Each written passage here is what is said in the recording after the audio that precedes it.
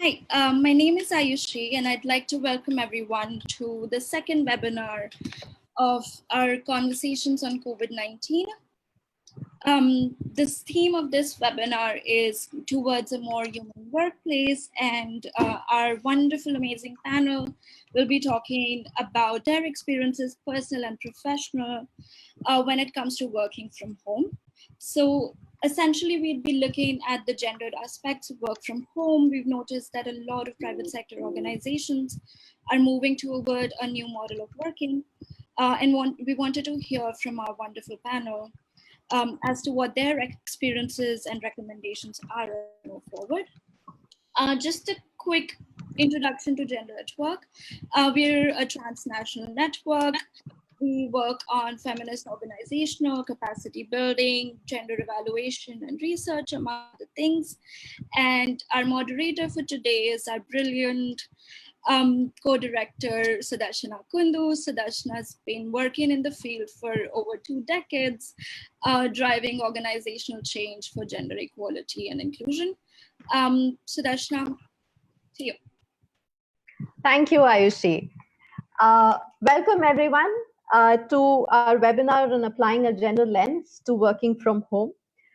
This, we hope, is the first in a series of conversations that we want to have around creating a more humane workplace.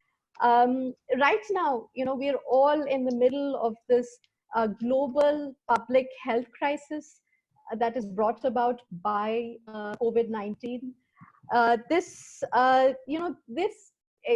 crisis has brought greater attention to the inequities that exist, and it has also revealed to us how some of these inequalities are being exacerbated in the face of a public health crisis.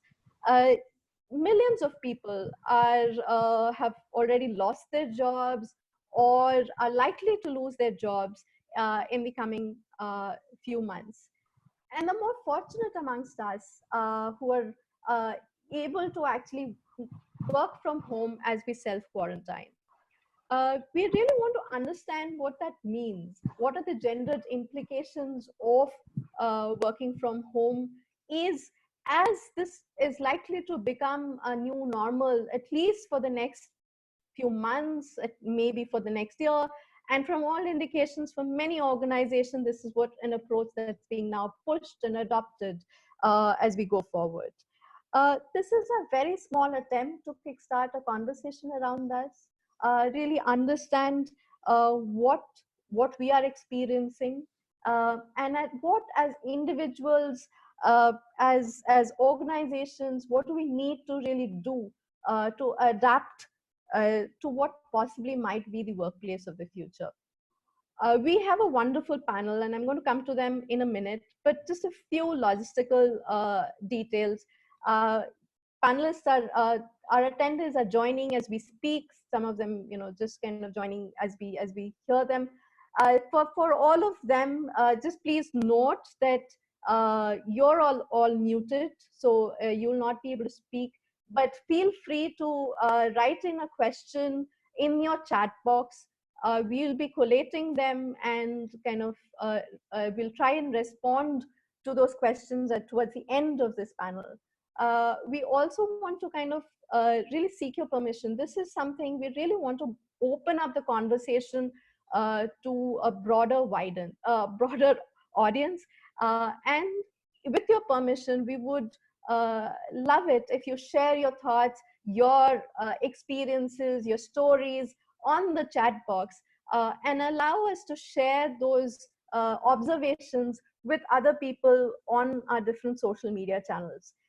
If anyone who shared their experience here but is uncomfortable about sharing it outside, just please let us know, and we'll kind of maintain your request for doing that. With that, I'm going to now turn over to our panel, and then you will come back to question. We'll start our webinar. Harpreet, can I request you to do a brief introduction of yourself? Sure. Thank you, Sudarshana. I'm Harpreet Kaur, the Business and Human Rights Specialist at the UNDP. I've been working for over 17 years. A lot of my work has been in the domain of looking at the women's rights, but then also really tracking the corporate impacts on human rights, and women's rights continue to be one of the key focus areas that I've worked on for the years. Very happy to be here and looking forward to the conversation. Thank you. Lovely. Thank you, Harpreet. Pooja, can we go over to you, please? Sure. Thank you, Gender at Work team, and a very good afternoon to all of you. I'm Pooja Bajpayee. I am just wondering if yeah. No, you're good, Pooja. Okay, Keep fair enough. going. So I am coming in with almost 20 years of work experience in the corporate, of which 2 years has been on my own, wherein I left my corporate job exactly 2 years back, actually. Was with a big four in the human capital space, and now work specifically in the area of gender diversity and inclusion. Founder of Talent Alchemy, that's the initiative that I lead. I work with Gender at Work as a consultant.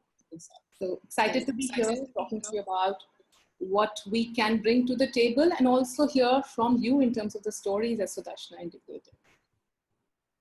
Lovely. Thank you, Pooja. Shweta. Hi, everyone. Thank you for joining us today, and thank you, Gender at Work team, for inviting me. I am a management consultant, and I focus on organizational change management and learning and development in my professional area. I work with organizations like Deloitte, Capgemini, and Accenture for last 14 years.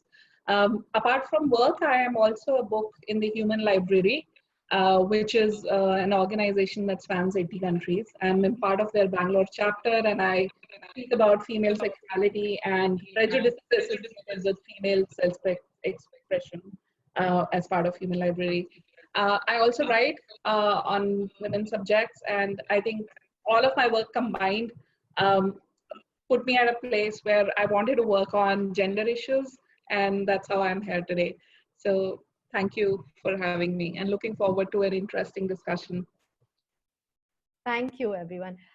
We just, wanted to have a panel which kind of brings very different perspectives, and we hope this will be a lovely discussion.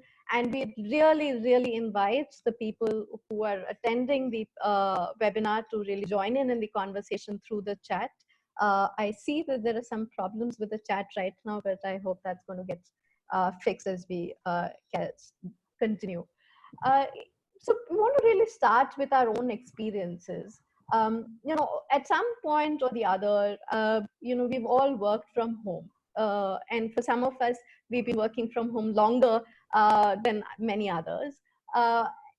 Why is this work from home different? How are you seeing, and what are some of the challenges? What you're hearing from others around what the challenges of working from home during COVID-19 have been? Shweta, maybe we'll start with you. Okay, so thank you, Sudarshana. Let me give you two different scenarios of how work from home used to be before COVID-19 and now how it is today. Earlier, for most of the people, it used to be something you do once in a while to take care of a work as well as home. Or sometimes if there would be like a lot of work, then you would prefer working from home so that, we would have no interruptions at all. A lot of people, and when I say this, a lot of people, I mean the IT sector and in consulting sector as well, have worked from home continuously for years now. So for them, it's not that big a change. But for rest of us, what has happened during the pandemic is that now our home has become our workplace. So there is no physical separation between our workplace and our home. And that leads to merging of emotional spaces as well. There is no cutoff between home and work anymore. Just saying from my personal experience, earlier what I used to do was every Friday evening, I would shut down my laptop and my mobile and pack it in a bag and keep it near apartment door. So that, for 2 days, I have a complete mental freedom and emotional freedom from my work at home. But now everything is all together. We are juggling multiple roles. We are juggling multiple priorities. at home all at the same time. I'll give you one more example before before someone else can speak. But I was speaking to a few women in preparation for this, and especially for, I think, women, what has happened is that they used to go to office and there was this feeling of accomplishment that this is my space where, I am beyond all the roles that I have been playing. And this is where I can express myself, can accomplish things. And when they go back home, they keep that aside and they play different roles again. For them, that space has gone away. That, where I'm on my own, I'm independent, and I'm accomplishing something of my own here. So that merging of spaces is what I'm seeing with the pandemic, and that leads to its own issues. Thanks, Shweta. I mean, we're seeing that blurring, quite a blurring of physical workspace versus what used to be a separate workspace versus what is now no longer your own personal space. That blurring has happened quite a bit.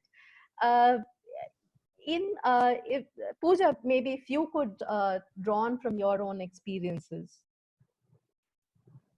Sure. I think this work from home is very different, because now when I'm talking to my client sitting anywhere else outside India or within India, everyone's working from home.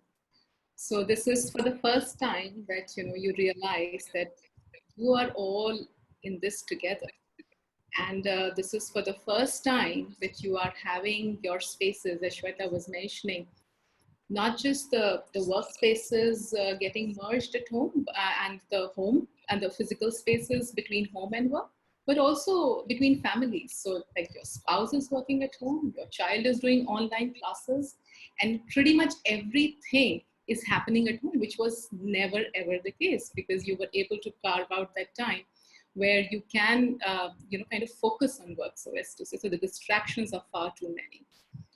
And then I think the biggest thing that I feel this time around is that there is this sense of, this is a global pandemic. So there were work from home, which were in a much more relaxed manner, where we were trying to balance between work and life. But now there is this sense of grief and despair, which is really, overpowering and very overwhelming, I would say, which I think wasn't the case ever before. So I think those are the few things that I see. That it's no longer that space where you were able to take time to balance, but it is juggling with many more responsibilities, and especially with your support gone completely. And that was never the case before. Thanks, Pooja. Harpreet, over to you, please. Thanks, Sudarshana. I actually have had the opportunity of working from home pre-COVID for about 7.5 years when I was a consultant. So I did work from home for 7 years.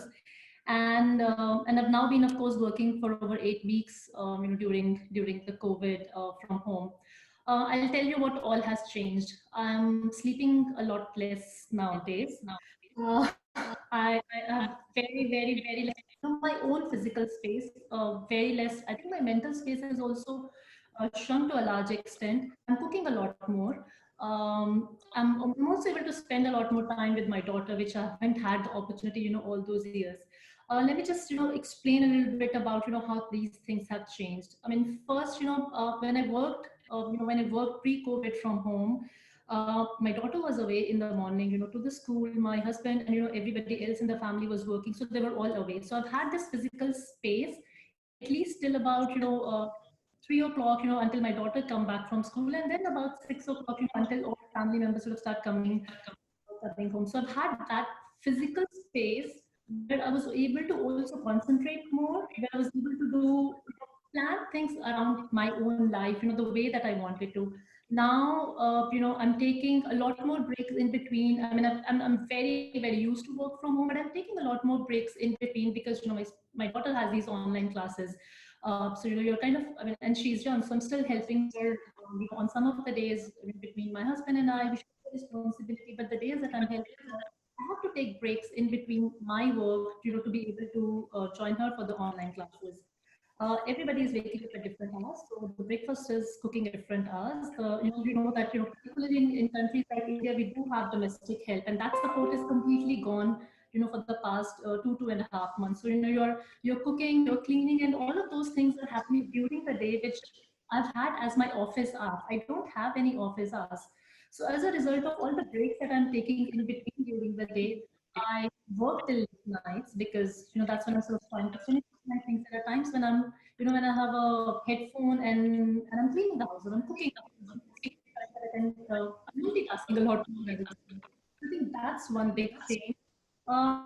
So that's your physical space, but then also your mental ability to have your own space. I think that's and the comfort of knowing this is how you now actually honestly plan my day. Uh, because there are things happening on and off in between desk and then I have to do other things. Also many of my friends and family, and I think one of the different things that's been changing. Also, also the that actually, if you look at the regardless of where we look, the women are the one who bear most of the responsibility in at home, at taking care of the schoolwork, caring of the elders, and now there's everybody at home, and people are also I think I'm anxious about about elders and families. We're also kind of taking more care responsibilities that I wouldn't have as much bother in a day-to-day, in generally in a day-to-day life. And I think that's an additional element which is making sure, um,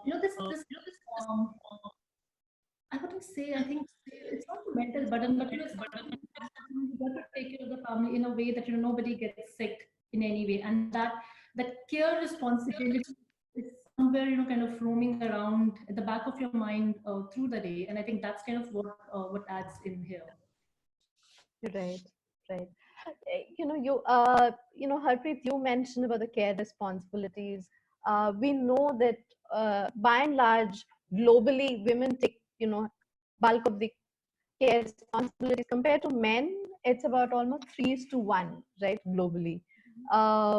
And Shweta also mentioned about this blurring of boundaries. In some ways, feminists have always kind of tried to kind of talk about the fact that uh, this blurring is actually very artificial, right? You have a workspace and you have your home. There is this kind of division where we kind of talk about the fact that uh, that office space, that outside, is about productive work, whereas the family or the home space is the realm of uh, you know reproductive work, right? And over time, there has been a prioritization that the productive work has always had supposedly productive work, right, which is paid for and remunerated for, has higher higher recognition and acknowledgement than the work that women, single men undertake in terms of their responsibilities towards their family, the care burden that they take. And there's tones around the unpaid care burden that we kind of all know and all talk about. What are all of you seeing in terms of the gender balance? Is it shifting as men and women are having to work from home? And do you sense that there is a greater acknowledgement uh, and maybe acceptance about the care responsibilities that primarily women undertake? What are you seeing in terms of your own experience? What are you seeing in terms of it, it, what are you seeing in terms of what you're again other families or what wherever you are at this point? um, and maybe Harpreet, I'll start with you on this. Sure. So Darshana, in some ways, a gender, a shift in the gender roles that, at least in my circles, at least in my surroundings, I see men have started cooking more. Somebody was saying it's their new guitar these days. I see at least that gender roles kind of changing in some ways. I actually also see a lot of my colleagues, helping colleagues, family members helping children studying, or kind of taking some responsibility of the of the household or the kids that was kind of just delegated to women, for the kind of assigned gender roles and stereotypes that we've had. I think that I see is where I see a bigger shift in some ways, but that's only about what 2%, 5% of the population. It's also about I think we need to also sort of look at for example on how much is that change happening? At what level is that change happening? It's definitely easier in certain it's kind of easier in certain certain regions, certain families than in other families. One of the key things is I'll give you examples of how and husband and kids are there, who gets to be who's and I think those are the kind of things that who gets prioritized still in the family, whose work gets prioritized. I think it needs to be looked at go in my voice for some reason here. Yeah, it's your voice is breaking. Sure. Get on to somebody else. Trying to my headphones maybe. Just give me a second.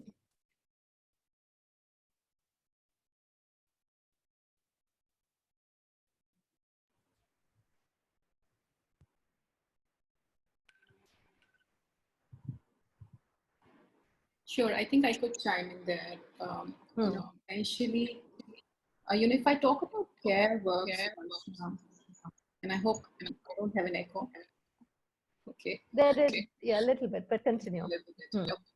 If I really talk about the the care work and the diminishing boundaries as we work from home, the way I see it and the way I'm hearing is that definitely there is a lot more balance. When I talk about the balance, what I mean is that COVID as such is gender agnostic, right? It's a disease which is not like just about men or women as such. And I think what everyone is dealing right now is how and what's the new world going to be looking like, and that's similar across industries and across the globe, for that matter, across countries. So we are all kind of in this together. So that feeling is there. But coming specifically to the care work and the work at home, there is enough and more research to say that women are spending and have been spending more time, on the family responsibilities. I think there's almost for every 31 minutes that men are spending, there is 297 minutes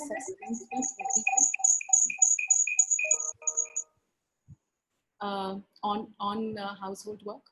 So that's the kind. So if you just calculate that, like it's like 30 minutes versus 4.5 hours. That's the kind of difference that is there. And this is, I'm not talking COVID, but I'm talking before that. So yes, men are probably doing in and stepping in more. We do see that. At least I do hear about that from my own, network and circles. But that's probably something that needs to be set right. Maybe even before. So I do see that there is. Sorry, I see there an echo. I'll pass it over to Shweta. So I want to add to that. Sure. Hi.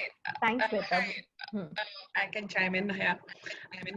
Am I echoing as well? Yes, I think there is an echo. But I think you're clear. You're clearer than the rest. Okay. So before I start, I just want to give a quick shout out to all kinds of demographics that we have. When we talk about gender, we usually look at it in comparison. Like we assume that there is a male member at home. There are single parents, there are divorced parents, there are pet parents, there are singles stuck together during the pandemic or alone in different places. Getting stuck in a PG at this time is as bad as getting stuck at home. So just giving a quick shout out to everyone. Now about the gender work, what I see is that the shift that has happened is, it seems superficial to me at times, to be honest, because the emotional labor is still with women.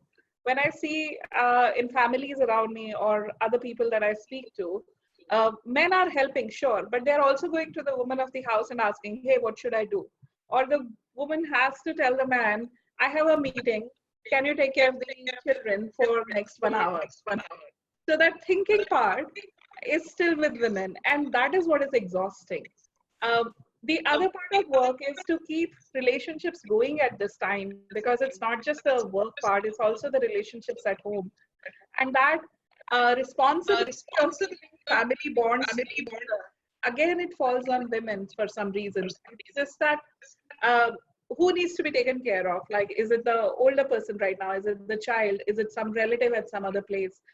Most of the times, and I'm not trying to generalize, but most of the times, maintaining the family bonding, resolving conflicts, it somehow falls on women.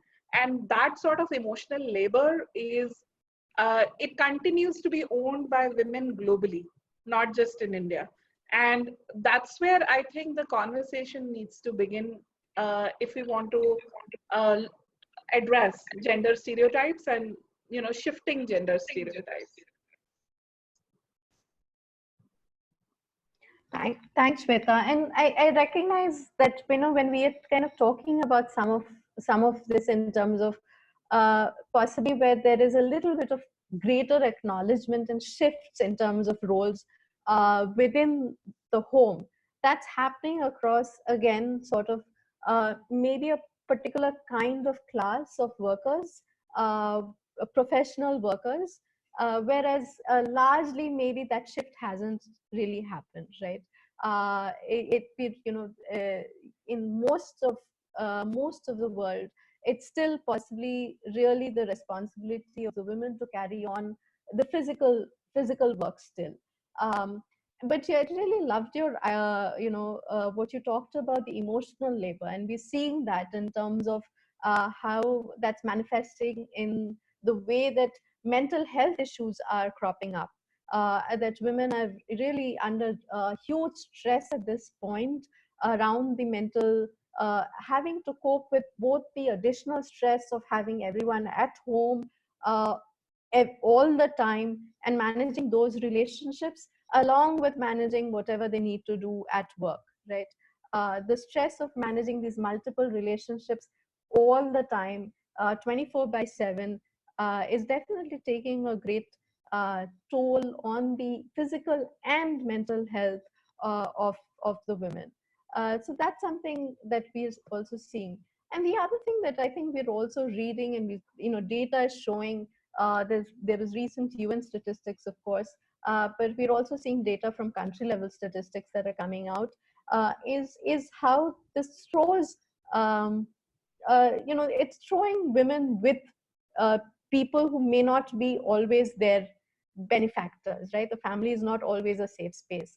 So, with this, I kind of want to, and we've seen domestic violence rates increasing, but I want to therefore kind of let's start thinking about, what are you seeing as some of the other additional risks of this work from home? What are some of the considerations that we need to be careful about? Because there is a lot of conversation around expanding work from home. The largest IT companies, Twitter, Jack Dorsey has announced that work from home is going to be forever.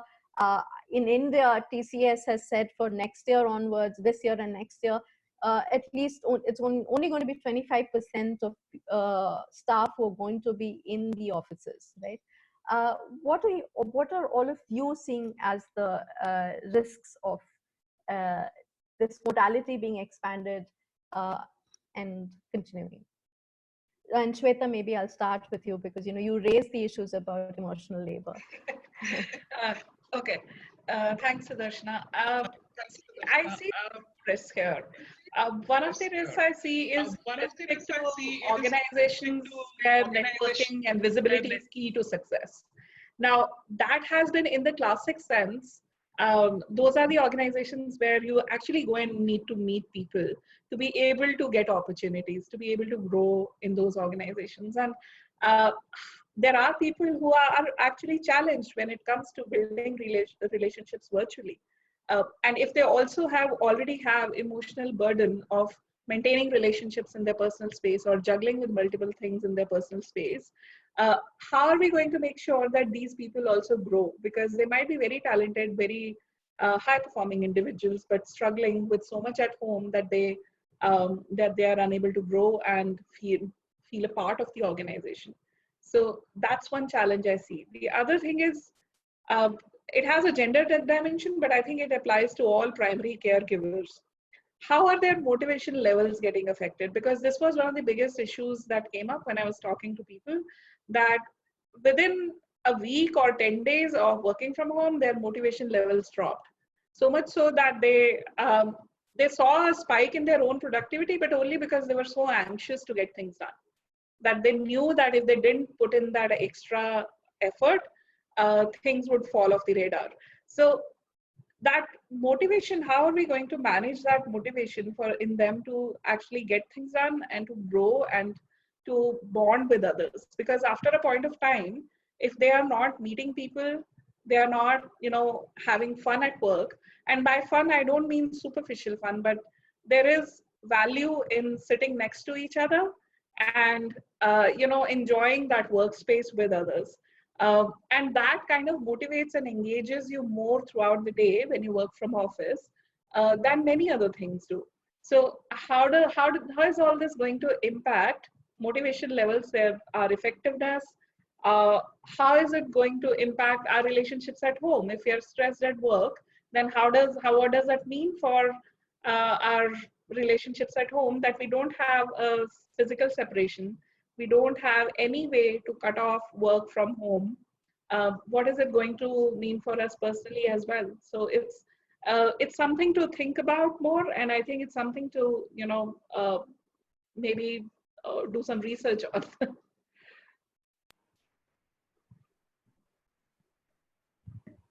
Pooja, you worked on human capital practice for so long, and a lot of the discussions were, as Shweta is also kind of talking about, is aspirations, investing in human capital, and in the past we've all advocated for work from home approaches, right? What are you seeing the risks of given our current experience? What are you seeing as the risks of taking this on, and what maybe are some of the things that stand out for you at this point? Yeah, so I think in addition to what Shweta has already mentioned about I'm just being conscious. Is there a still? Okay. You keep going. Yeah, there is one, but it's okay. Okay. So yeah, I think in addition to the emotional labor, and we can't, kind of get rid of that. That's huge. The biggest challenges that I would say is, and bringing and building in on my experience in consulting, a lot of work that we do in offices, the human connect part is something which is going to be a huge, huge risk. So while organizations equip, their employees with maybe better bandwidth and better networks and better machines and equipments, which I think will be important, because right now we just went into lockdowns with whatever we had. So there are basically, kind of the technology needs to be upgraded. Who's paying for the technology is something which needs to be answered for. And also various other things that need to support to make it, as a robust model also needs to come in. But one of the biggest risks that I see is that human connect and the learning. So if I look at my own experience of consulting, we work and have always worked in an apprenticeship model. That's what we call it, wherein you are working with a senior on a project. And that's how you learn. So I see learning getting impacted, and I definitely see the engagement and the organizational culture at an overall level getting impacted. So that's on the organizational side, the work from home risk. But just from a family side, or from an individual side, people working from home and the way we are right now, I think there is hardly any family time that you are able to carve out for yourself. And being able to connect with each other also requires a Zoom call. So I think that's going to have a huge impact on personal relationships and family relationships. I think that's another thing which I think is really worrying, because the screen time has gone up. I don't want to get on any call actually after 6 o'clock, or sometimes, as soon as I can. And there are days when I'm having a video or a Zoom fatigue. Like, I really don't want to do that, but then that's the only way I can chat with my near and dear ones. And if I don't do that, they might think I'm rude, I'm not, kind of being nice or whatever. So, there's so much of that psychological burden that I end up carrying, which is, so there's this psychological burden, this emotional, kind of labor that we are into, and there's physical labor as well in terms of just setting the house in order. So I think work from home supported with the right kind of policies would be required in order to ease this out. But yeah, human connect is something which would be something which organizations will need to think about, will need to invest in, and create and carve out spaces for. Yeah, it's actually, Zoom fatigue is a new work stress, right? It's now something that has an additional stressor from all of the ones that we're talking about. And maybe this is kind of leading us to kind of conversations around what does workplace mean, and conversations and what will lead to workplace injury even, right? So some of those discussions we want to take a 30. Sudarshana, Yeah, go sorry, ahead. can I just come in on your last, on the last point that you raised in terms of the great, some of the risks that could, that could happen because of this entire work from home, particularly in the longer term. I was just thinking about it, and one of the things is about, how do you measure productivity? We've been, I mean, a lot of us have worked in the spaces where our bosses thought, if you are in office, you are working more, and that's how, they see you every day, they see you working, they see you delivering, and they see you motivated, and it's right up front there. Everybody can see that. And would my promotion get impacted if I'm one of those 75% who will be asked to work from home? Or is it the only those 25% who's going to get promotion, who's going to be sent out for trainings? Is that kind of a discrimination that could happen? I think the second risk that I see in terms of, also this, of course, Pooja has raised issue about, the bandwidth and, who gets the technology, who gets the laptop. I mean, I've heard from friends who said, because they didn't have laptops for children per se, when the child has to go on to the online classes, the mother had to give away the laptop because, her work probably is not as much important as father's is, and when at least the kind of stereotypes that we see. I think the other big risk I also see is, is about networking and safe spaces. For a lot of us, of course, a family is a safe space, or is perhaps the safest space in some ways, but not for everyone. The office colleagues also provide a sort of a support system, who've had challenges at home, for women who face domestic violence at home, for example. And that support system, that network, one is that support system could just completely vanish because you're not meeting your girlfriends, or you're not meeting your other colleagues every day. So I think that's to me that's a big risk, that any support system that women could have had outside the home is not going to be there. So who do they look up to? I mean, even many of the women wouldn't even know what are the different remedial mechanisms available, if they were in trouble. And I've often seen women at workplace, kind of coming out and helping out. So I think that's going to be one of the biggest risks in terms of how do you ensure those support systems are available as well. The other thing that I see as a challenge or a risk is, the work from home policy should not be designed in a way to ensure that women are able to take care of their care responsibilities, because it's going to be like a maternity leave, because women are going to get a 6-month maternity leave. They do all the they are responsible for all the child care. If they've had a parental leave, that would have taken care of between both mother and the father taking responsibility. So similarly, if the care work has to be, and this kind of goes about reaffirming the stereotypes that are there about care role, is what if only women get to work from home? You're also kind of then ensuring that the care work remains with the women, and all that we've been talking about in terms of equality, that doesn't occur at all. So I think I'm just thinking in terms of how gender roles and stereotypes can get more affirmed, unless this is done in a right way. I personally don't think working from home is is the option, because you're also think about mentors. I mean, there's so many mentors that I've met in my life, and I've met them in my office. It's about seeing them, how they operate. This is about young girls, seeing their leadership, how they're operating, how they're managing the board meetings, the management meetings, or how they're presenting to the clients. So there's a lot of learning that takes place in your workspace, which is not going to be as same as on a Zoom call, perhaps. And I think those are some of the risks where I think the gendered impacts would be much more visible or evident. Sorry, I had to just add this one. No, absolutely. Thanks, Harpreet. And that's great because, we're kind of moving from firstly one extreme of, blanket ban on work from home in many organizations to kind of saying, okay, now we'll have to kind of continue in this work from home model and what might happen in that case. Just before we go to the next question, which is, we're trying to wrap up the discussions that we want to do a quick poll. As Ayushi, possibly from our Gender at Work team, is going to send to all the participants a quick poll.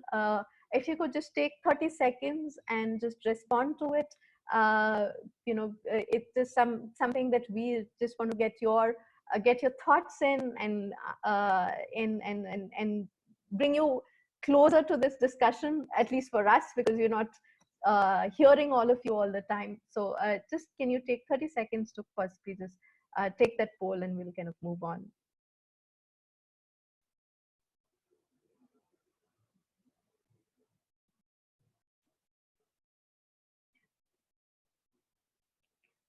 Aishi, would you let us know when the poll's closed? Yeah, 29 and 30 seconds are up. I'm closing it.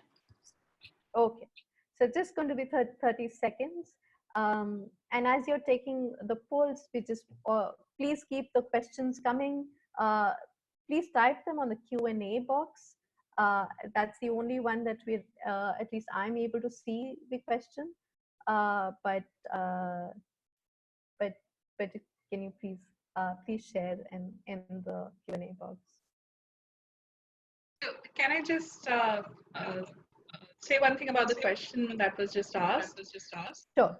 I think we understand sometimes recognition in terms of just words, that somebody is recognizing that you're doing extra work. I think what women might want more is less of lip service and more of actual conversation and dialogue around,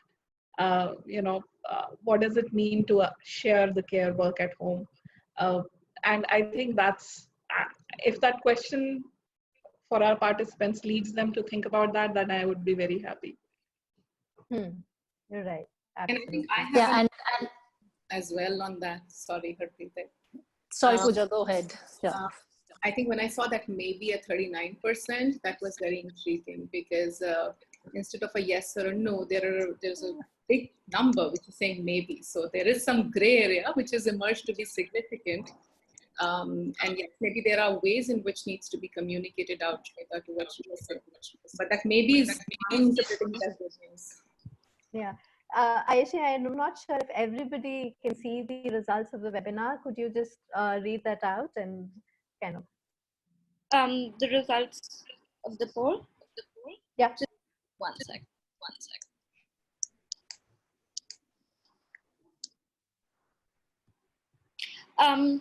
So around 18% folks said yes, they do believe that women's care work is recognized more during lockdowns. 43% said no, and 39% were at a maybe.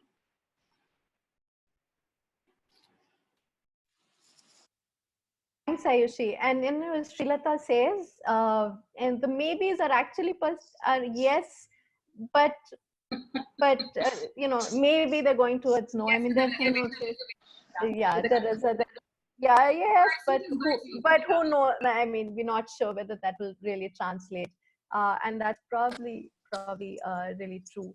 There's some really interesting discussions that people are having on the chat box that possibly just before we turn to the next question, just kind of wanting to highlight some of that. And I know some of you've already mentioned that, and people have brought up this issue about that we no longer have a breathing space. Women no longer have that isolation that they had, like, their own self-care time, right? Me time that they could do when others were away. Even if they were the only ones who were working from home, it's now there's everybody every time, and there's absolutely no breathing space for them. And this and an interesting thing that Adarsh has shared is that when we were working in the workplace, in the office space, um, uh, we're kind of actually seeing that in the office space, we were always told, don't bring work, home stuff at work, right? And yet now there isn't the separation. You're having Zoom calls at all times, without necessarily recognizing all the time that there is also work that's happening at home, right? And that shift hasn't happened about acknowledging, in many cases, acknowledging that there is care work that's uh, uh, needs attention. And the other question that just now Srilata kind of posed, and that's something that we actually want the panelists to also answer before we kind of actually go to some of the other audience questions. Uh, we what do you feel is the kinds of support or services, what can organizations do, especially in the context, given all your backgrounds, especially private sector organizations do, in helping individuals and helping in particular women work from home, and not falling into the traps that you're kind of talking about, right? Not recognizing that they're absent, not having the mentorship options, all of those. So what kind of support, what kind of services are we looking at, and what policies or what practices do private sector organizations need to initiate? And maybe Harpreet, I'll start Sure, with you on that. sure. I think there are a couple of things that that I at least see the the private sector can easily do, and I'm saying these are these are relatively easier options to even kind of start with. I think one is make sure the work from home policy, whatever you develop, provides equal opportunities to men and women, and take and at least give the chance of give the chance of sharing that care work with men as well. The key thing the key thing here is the companies have to make sure that the employees who are going to be working from home, they are well resourced, whether it's in terms of the technology. Not everybody had a not everybody had a broadband at their homes, perhaps. And also you need, imagine you're now working too many people on the same broadband, broadband width or whatever it is. It's also about you're also sharing that online space at the same time. So make sure that the employees who are being asked to work from home, they're much better resourced. They have the technology available, whether and have laptops that really work, and you don't have to run to an IT person every half an hour to get one thing or the another thing fixed. So I think the other thing is about, can companies provide some sort of additional support for the broadband, and into making sure that they have better internet connections. And I'm still thinking about, this is something that at least doable in the larger, the big cities, the penetration of the internet in terms of the broadband, and think about smaller towns, how that's going to happen. I think the other thing that's really important is, is also about, and earlier I raised this point about the safe spaces or the support networks that women had. The companies may also provide an alternate safe space, where some sort of a support where women, if actually even men or women, where people may not have enough space in the home to be able to work from home on a day-to-day basis. If you have a one-bedroom house or a two-bedroom house, where do you make an office space, and where do you leave the space for the rest of the family? So in those cases, I think that's something that companies need to consider. Is there a provision for an alternate safe space? Can the employees go to a co-working space or a coffee shop or a library? Is that the provision that they're going to be able to provide to the this alternate safe spaces? Is that something that the companies can provide? The other thing is about also the care support. Can companies take, a lot of companies have started supporting, at least in India, particularly in the context of the childcare, the creches or, the childcare centers. can companies still continue to provide that? Because I started by saying, I had a lot of physical space in my house when I was working from home pre-COVID, and my daughter was in school, my husband was at work, my mother-in-law, my daughter, my sister-in-law, everybody was at work. So I've had that physical space. Now, if I'm not going to get that physical space, and even for a man, you need to have that sort of a physical space for you to be able to work. So then, can companies provide for continue to provide for the childcare support in some way, so that when I'm working, at least there is somebody to take care of the care responsibilities. The other thing that companies may also need to look at is also about this. Our Zoom calls now starts, Zoom stress that you were just talking about. Calls start at like 6 in the morning, and at times I'm on calls at 11 in the night.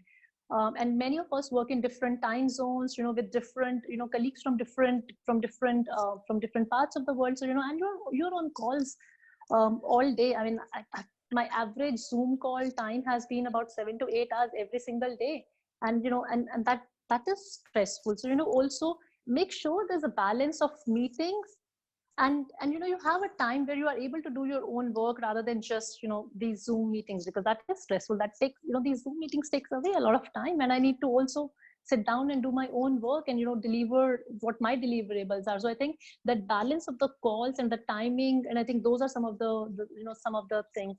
I think the last thing is also about Sudarshana, you mentioned about these increasing cases of domestic violence and abuse in the houses itself. What can companies do? I don't know personally, but I think what can companies do about protection from domestic bullying, from domestic violence? Can companies take a bigger role, because now they're moving their workspace to the home? So they do have responsibilities. The nature of the workspace is changing, and do they need to come up with new policies on also on sexual harassment at workplace? My work is changing, but then also how conversations are happening within the WhatsApp groups, within the closed networks. Do we need to also look at the differences or the changes that have come to a workplace, and therefore the policies that are impacting or are related to the workplace? I think, yeah. Thanks, Harpreet. And I'm wondering, Shweta, I'll come to you next, in terms of, because you do this, you provide consulting services to these organizations. Some of this, what are your thoughts on some of what the organization needs to do? And what do you think they'll be amenable to doing at this point? I mean, what are some of the easier things for them to kind of actually start working on? So let me start by saying that there are things organizations can do, but there are things in which organizations cannot interfere, even though the home workspace has become our workspace. But just from my perspective, organizations cannot interfere in the family part of that.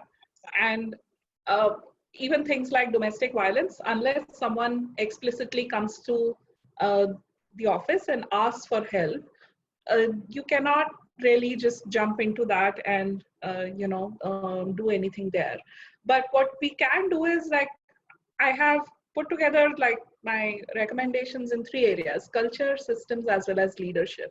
When we talk about culture, I think we need a higher sensitivity towards primary caregivers. And these may also maybe men at times. It's not just women who are primary caregivers at home, for children as well as. And for that to happen, we first need to find out who those primary caregivers are in an organization. And making smaller changes can go a long way. For example, if you're in a meeting and it's a male-dominated meeting where, okay, let me take that back. It's a meeting with people who are not primary caregivers, and there are a few of those in there. If people mostly talk about weather and they can't go to the gym or they can't have a drink with their friends at this time, then it is going to make some people feel that they are not included. So make sure you're sensitive to everyone's issues. And I think that sort of sensitivity and that sort of treating other people with dignity begins with understanding that what is valid in my world may not be valid for other person's world, but whatever is happening in their world is equally important for them. So trying to understand, trying to listen, building that empathy within the culture, I think that's important. And when I talk about empathy, I think that brings me to the next point about leadership. I think it's also important to understand that maybe no one leader has all these skills because there's not so much emphasis on these skills in the past. You would see a lot of work that businesses do to understand what are their learning needs for, let's say, next 3 to 5 years, and these are focused on business and technology skills. Now, understanding that humanity is also a skill, empathy is also a skill, translating it into measurable actions, as well as something that can be taught throughout the year, something that can be assessed in people, and first training your leadership in every organization, as this is a skill that's needed for businesses in the future, and you just cannot go on running an organization without these skills anymore. So I think that's one of the steps that can be done. The last part is systems. And I talk about systems because none of these is successful unless you have built-in mechanisms for feedback, for performance appraisal, where these things are equally important. It's not just important to get work done, it's also important to understand how you treated people along the way, and how are you able to engage with them, and how are you able to build relationships even during pandemic with them, or even during an extended work from home. So I think if we are able to address culture, systems, as well as leadership, I think it would be something that can be done in short term as well as long term for building a better workplace and building a humane workplace. Thanks. Thank you so much, Shweta, for breaking it down into aspects of culture in terms of system policy kind of issues so Pooja, let me kind of take that same question to you as a diversity and inclusion specialist. And as I've said this before, we've often asked for work from home options. What would you think, and what would you think D&I professionals and organizations should champion at this point, and what are some of the things that we need to be careful about as work from home options get expanded? Sure. It's not easy to come to people who have really covered pretty much all aspects. But yes, so first of all, one of the things we need to keep in mind, and I keep telling this to myself also, this is a global pandemic. The reason we are working from home is because we are attempting to flatten the curve. So I think that's one of the imperatives. Now, some of the organizations are going ahead and implementing it for a longer duration for a variety of reasons. What we are talking about today is definitely the gender lens and how and what it translates it for women specifically. And I think one of the things that I do see would be much needed, and there's again significant research that is happening as we talk, that it has the impact on women is far more. We can expect more women to drop out of workforce, more women shifting to care responsibilities, also because of the care burden and also because of the sectors that will get impacted, which employ a lot of women. So all of that thing is happening. In terms of what organizations can do, I'll again talk about maybe 3 things. The first that I would say is the emotional and mental support, which would be key as we look at work from home. We talked about the emotional, kind of labor that women now need to undertake. I would say that as organizations look at work from home policies, and irrespective of the aspect of the gender, I think this emotional and mental support needs to be high priority. It just cannot be an employee assistance program that I think is being overused now, because I think everyone's as busy. I was reading this joke somewhere that, like the CAs were busy during the GST times, all the counselors are busy now during the COVID times. And so it needs to come into our day-to-day more. So mental health issues should be talked about. There should be spaces provided where people can come in and talk about that. So I think that's definitely one. In order to bring that about, the second thing would be about communication. Very clear 2-way communication that can be encouraged by organizations. People are virtual. You're already having all kinds of fatigues that we're talking about. But people also want to contribute to newer ideas. None of us know none of us have dealt with this. It isn't the Y2K, it isn't the 2008. It is a global pandemic that we are dealing with. So organizations, if they can create a platform where newer ideas can be brought in, more innovation can be brought in as they frame in policies, rather than just doing and sit in and do with the key leadership team, it'll be better that there is more flow of information that is happening. So that would be the second, and that will also address the first one, where you are able to break down through some of those taboos. And the third being that, redefining and restructuring, what does productivity mean? What does the high performance mean? And some of those things need to be solved for as organizations look for work from home. Maybe it's for the year 2020, 2021, but there needs to be some thought around that. Because as we talk about embracing the new normal, we also need to be putting that lens to see who are the new we that we are creating. What are the things that we are stopping to do versus, what we've been doing. So we cannot be doing what we were doing in the past. We need to make a shift from that. We just cannot impose work from home in isolation. It needs to be supported very well and very strongly through policies, through systems, through processes, through these various communication channels. And of course, none of this can be accomplished without a foolproof technology. So, kind of looking at those various aspects, which I think my fellow panelists have already covered, looking at the bandwidth, looking at the machines, looking at so many other things that need to go in. So yeah, I think those would be the pointers there.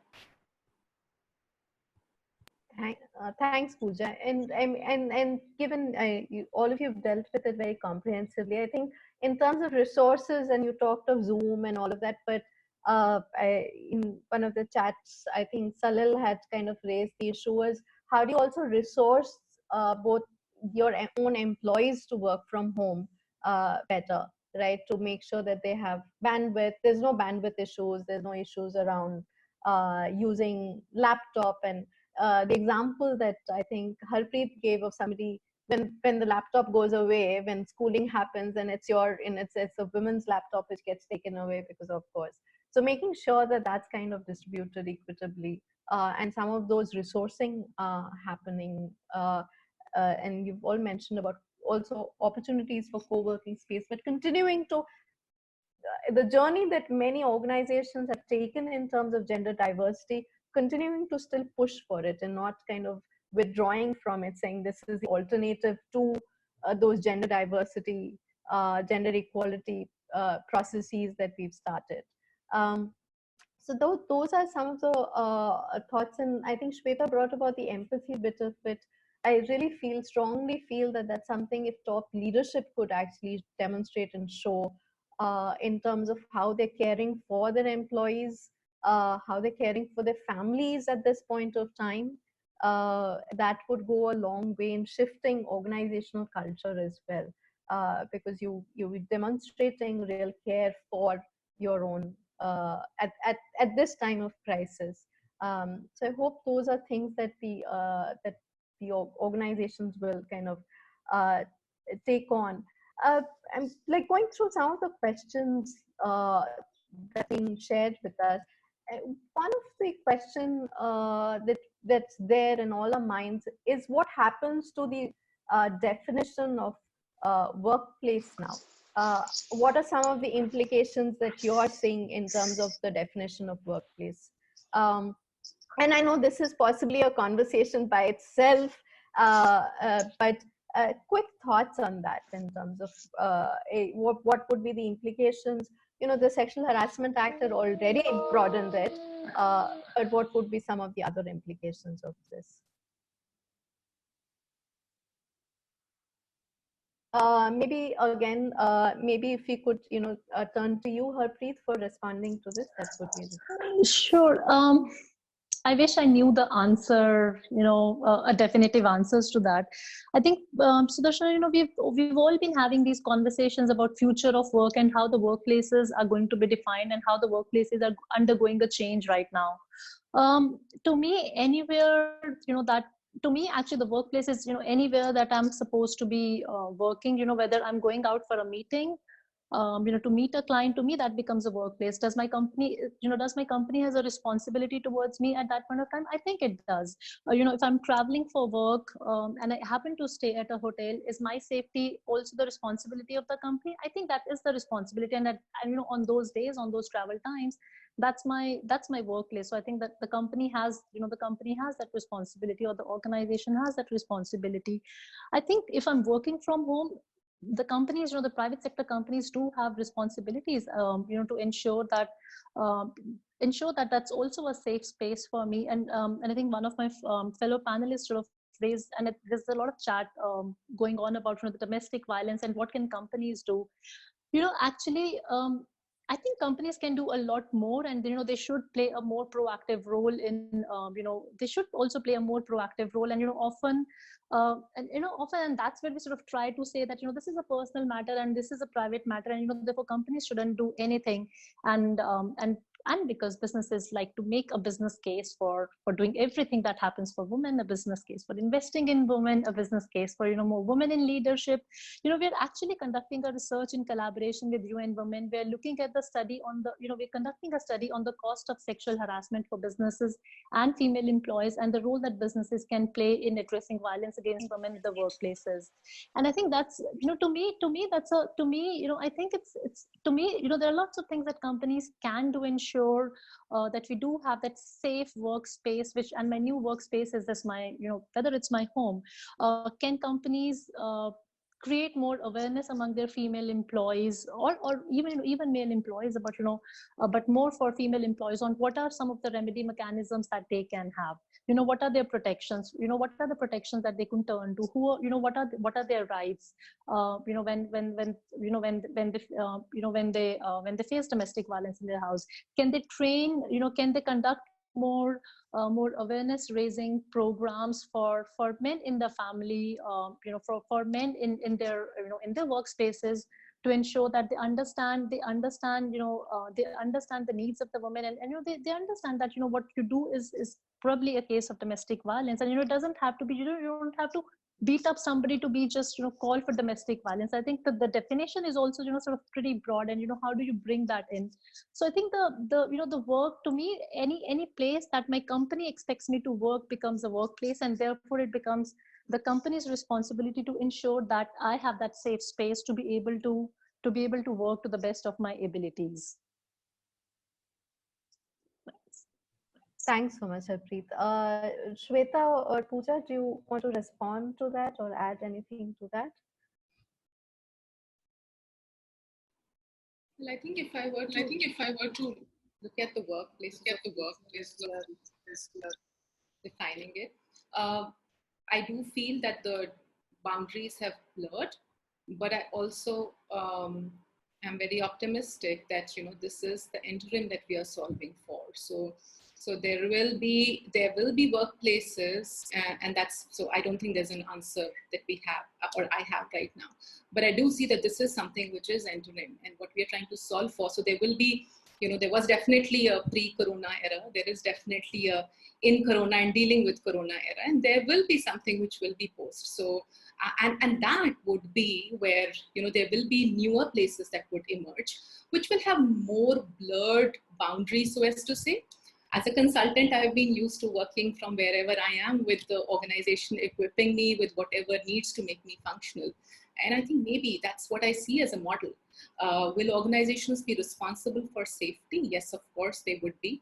But again, I think what would be very important as these things are being designed is to be, looking at, so there will be a whole thing around the cyber risks and, kind of a lot of things about the social media, bullying, and all of those will also come into play, because those are also your workplaces. Really, your WhatsApp groups and chat groups are nothing short of being a workplace or, or office meeting space. So, all of those will come into preview as well. So I would just say that, workplaces of future is something which, will get defined. What we are trying to look at right now in our realm is something which is very interim. And that's what I'm hopeful for. I don't imagine the workplaces disappearing completely.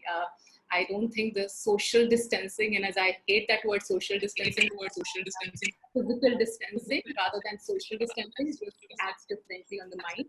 I think that human connect is so important. We would need those workplaces. We will need, if not in the exact form they are today, but maybe in a different format. Yes. I just want to add one thing.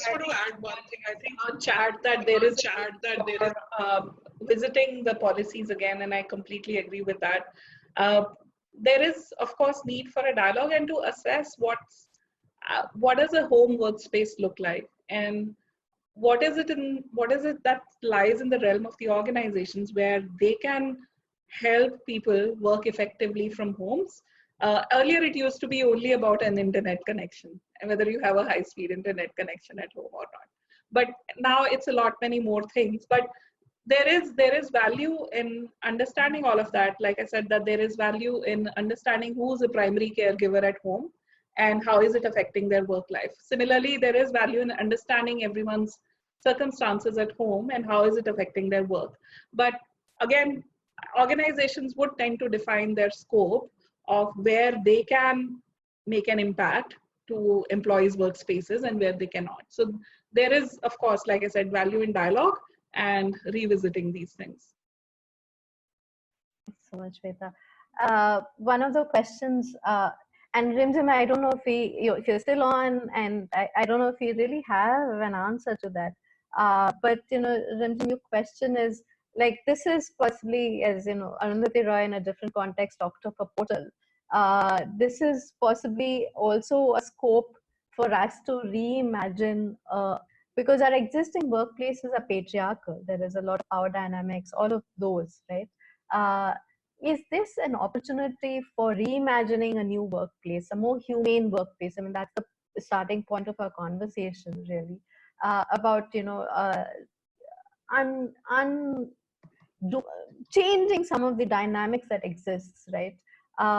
And if so, what is one recommendation if you would have possibly for organizations to kind of reimagine the workplaces to be more humane, to be more gender transformative and inclusive workspace, using this as possibly a portal for the crisis to be a portal for doing so. And maybe Shweta, I'll start with you on that. Okay, thank you, Sudarshana. And Rimzim, thank you for this question, because I have been thinking about this a lot. For me, I think it's all in just one word: dignity. I think it's time we reimagine workplaces as these places where we treat everyone with dignity. And I've been reading up on this, and I agree with, there's one journalist I have read in particular, and I would encourage you to go ahead and read him. His name is Tanmoy Goswami. He writes for The Correspondent. And the argument is that we have all been chasing happiness at work. Like, we want engagement, we want happiness, we want our work to make us happy, fulfilled. But it's actually being treated with respect and dignity that helps us, work better, that helps us perform better, that helps us create relationships with people as we are. The second side to dignity also is that this separation that we had between, this is my personal life, this is my professional life. I don't take my home problems to work, and I don't bring my work problems to home. Now, I think it all starts with acknowledging that we are like complete human beings, and such sort of compartmentalization is not either possible anymore, or it's just not human anymore to do that. And just by acknowledging that, what I see happening is that it might impact more equitable distribution of work. It might encourage people to ask questions in their teams every day, where they ask, who has a personal priority today? How can we, or rest of us, support that personal priority? So it starts with these small changes, the way I'm looking at it. But for me, dignity, and dignity that leads to more equity around the organization in terms of its culture is one of the more concrete ways that I can reimagine workplaces now. Thanks, Shweta. Pooja, if I can kind of, what are your thoughts on looking at how do we kind of move towards creating, or is there a mechanism, or can this portal really work? And what would be your one recommendation for going trying to make this functional. Yeah, I think this is a great opportunity. We've heard everything is an opportunity in itself. Yeah. And truly agree that this is a time as we look at various policies, this could be the way where we can reimagine the workplaces. And the ability to be able to bring your authentic self to work is what I would value a lot, because people perform the best when they are playing to their strengths, when they are bringing in their true self to workplaces, which oftentimes gets probably lost in various other things and various other things that one has to do, because that's the workplaces we've created for ourselves, unfortunately. So I think the ability to be able to bring that authentic self where you are playing to your strengths, and hence a very inclusive approach, kind of, so that in an inclusive workplace is what will create a more humane workspace. So I think where you are not fearing, you are not fearful of bringing up, or that the next responsibility, and I know we were talking about this a while back, that as a woman leader, and I'm just taking this example because that's the forum we are talking about, I can still go ahead and talk about the pressure that I have of feeding my child or going and picking up my child, as well as my male colleague can talk about it and not being judged. So that's the kind of workplaces, if we can look at and use this opportunity to break down the various barriers and various other stereotypes that we carry to our workplaces. How much ever we spend on D&I trainings and the unconscious bias trainings, we still kind of really haven't really solved for it. But this is a wonderful opportunity for us to not slow down on the D&I agenda, to not slow down, but really bring inclusion to life. So that would be one thing which I would really root for. Great. Thanks. And Harpreet, what are you looking at in terms of thinking about this a little bit more? I'm just feeling the pressure that Pooja felt after speaking at the last when when two of your panelists have spoken. But absolutely agree with both both Shweta on dignity and on Pooja. In terms of looking at this as an opportunity, I think it's the time. It's the time for us to turn the crisis into an opportunity and maybe identify as well as implement innovative, more creative solution where we promote gender equality. Is this an opportunity for us to have a reset button on gender norms or gender roles? Where men are no more, men are just not the bread earners or the breadwinners in the family, and women are the caretakers. Is this an opportunity for us to reset that button where they're sharing equal responsibilities, both in terms of sort of bringing money to the family, but then also sharing the care responsibilities. And I think that to me, and I think often one of the other things that we really sort of end up looking at is we try and we've talked about how the workspace and the home spaces are getting blurred, and these are going to get blurred more and more. So it's again bringing back the point that Shweta raised in terms of empathy and kind of understanding and appreciation of each other's work and each other's role. And I think that's could perhaps change the systems from now on. Thank you. Thanks. No, and there's a lot of lovely actually discussion on the chat box and lots of lovely suggestions there as well. Kind of talking a little bit about all of this in terms of also resourcing for it. So resourcing well-being by organizations. Like you talked of Shweta about and Pooja in terms of Pooja mentioned about it not being an employee assistance program, just a one-off now, but really integrating it into the organizational culture, creating spaces for self-care and well-being, and not having this one-track focus on productivity that organizations have had, and also really value employees as who they are with all of the responsibilities that they accept, that they bring, and accept that as an employee as well. So there's a lot of these discussions that are happening on the chat box around resourcing some of that and the organizational responsibility to acknowledge that that's there, and not just see employees as tools of doing work, right? So it's not like labor versus capital always. The human beings are different, and how do we kind of create that? Maybe we have just about time for one last question around around what have we been doing, and I think the question is possibly from Adarsh, if I remember, but I may be wrong. But it's saying that as leaders in your own organizations, as people who are working with teams, what are we doing to recognize and value individuals? And because you've raised these issues of people want to be appreciated, people want to be recognized, people want to so what are we doing in times of this crisis to value our employees?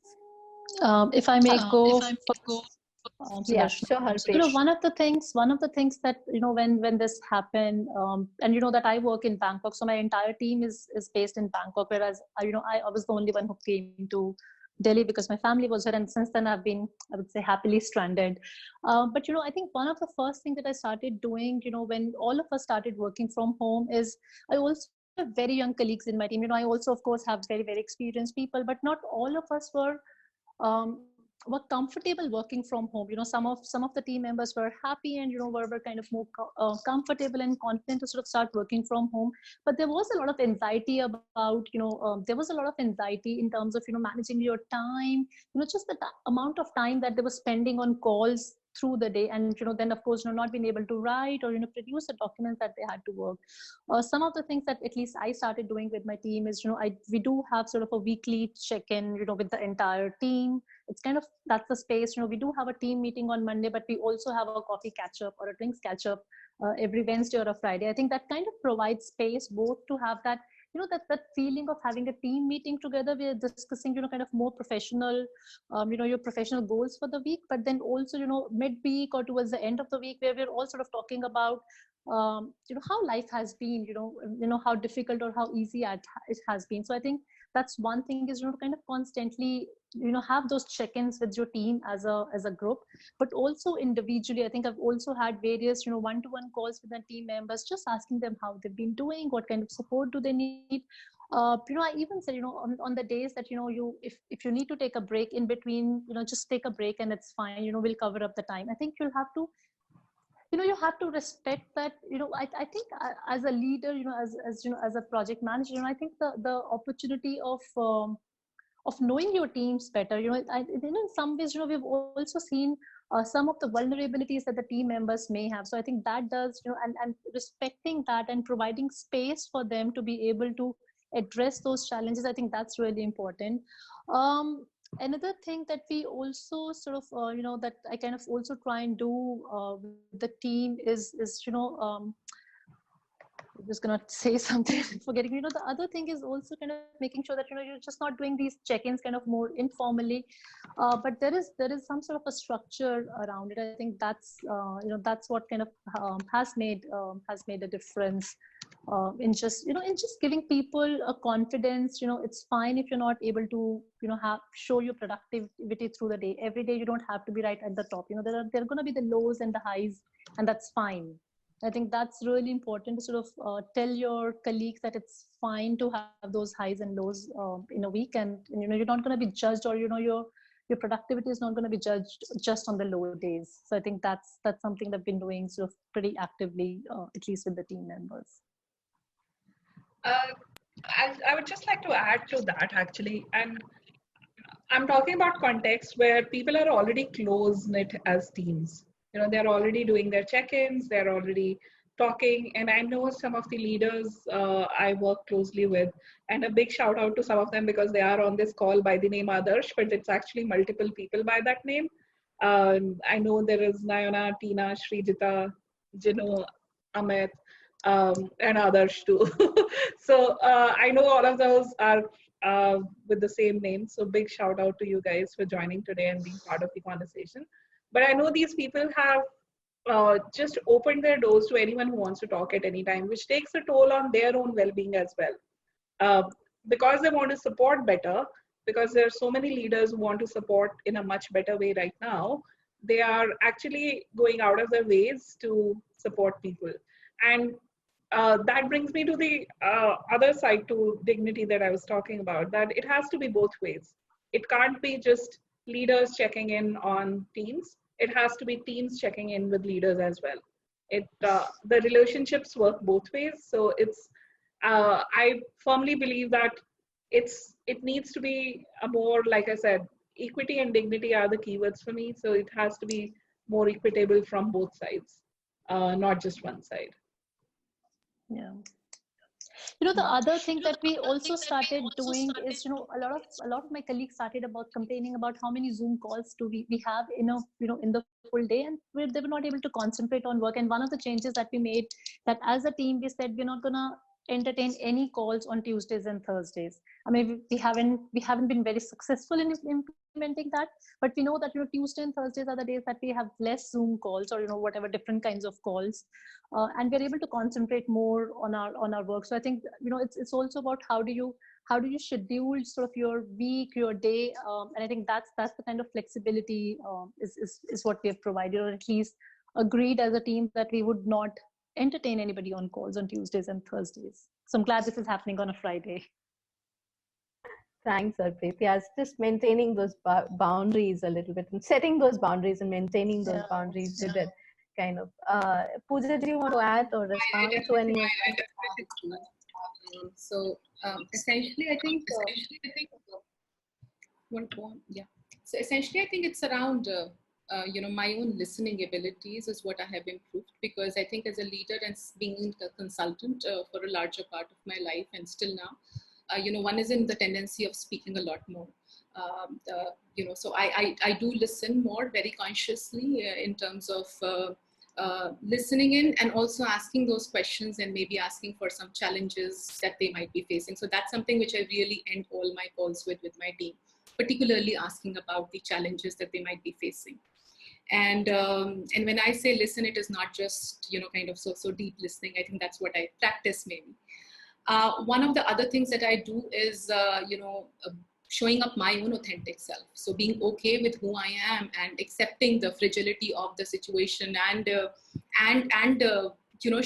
not sometimes if I am late for a meeting or not being able to dial in on time, accepting that fully, and being telling that yes, even my mind has mixed up because of kind of the time sense is just blurred, and one doesn't have an idea.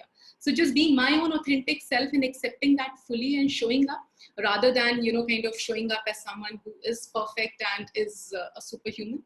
So accepting my own faults and kind of showing up with my vulnerabilities. I think that is something which definitely has changed, and I'm doing a lot more of that. Helps me in forming deeper relationships, helps me in a more human connect, and helps me enjoy those relationships much better. And that's kind of talking about what Shweta has been emphasizing over and over again about empathy, and kind of showing your own vulnerable self to your team. And just some things that we've also been trying to do is kind of use these spaces to build solidarity in team, like really kind of set informal settings, because it's not just about work, right? So how do you use the virtual spaces to actually really connect with each other as we stay separate? That's been very, I think that's in this time of crisis, especially when we are quarantining, it's been really, really good for us to be able to connect at personal levels and not just at work levels. So that's, and we're kind of, we would all love to have these conversations continuing with all of you. And one of the attendees, Harita, makes a very interesting point, possibly that we're talking of, a lot of our conversation was centered around gender diversity, but this probably opens up opportunities for diversity of those people with, physical disabilities, physically challenged, or even in my own setting, I know I've been working with people with autism. Even those who are not able to work in workspaces, this work from home might actually open up opportunities for some of them, and really where we could move towards a more inclusive and hopefully humane workspace. We would please kind of join us on our Facebook, on our Twitter and LinkedIn, and Aishi shared all those details. We would love to continue this conversation with you. We would love to thank our panel for this really wonderful conversation. But before everyone goes, we would like to request you to just take one more poll. We're really trying this out, and please do take 30 seconds to respond to that poll.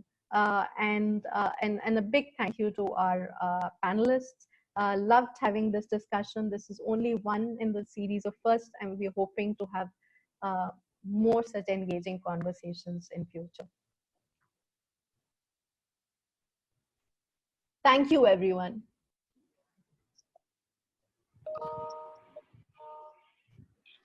We're just about to close. Thank you for taking it, everyone.